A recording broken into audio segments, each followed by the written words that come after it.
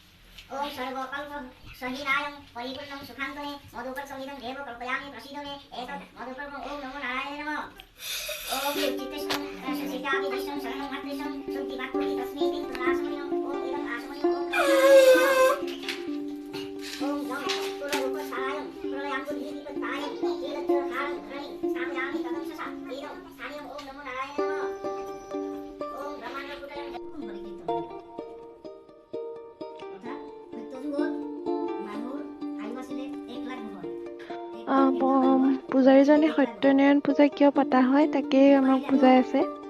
সত্যনাৰায়ণ পূজা কি কাৰণে পাতিব লাগে, কৰিলে কি হয়, সকলোখিনি আমাক বুজাই আছে। এয়া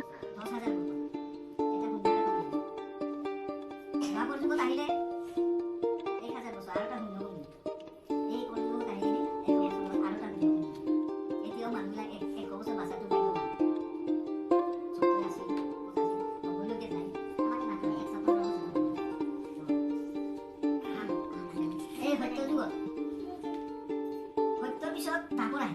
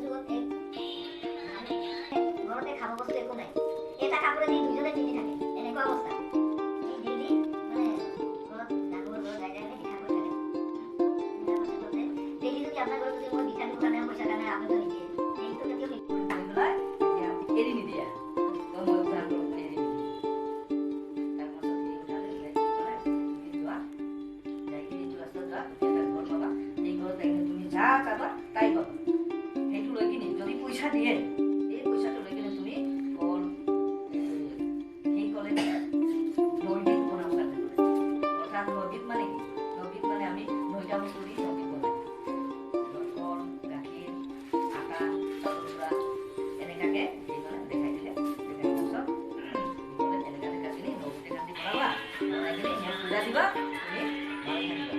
তুমি তেতিয়া সি ক'লে ঠিক আছে বুলি সি গুচি গ'ল।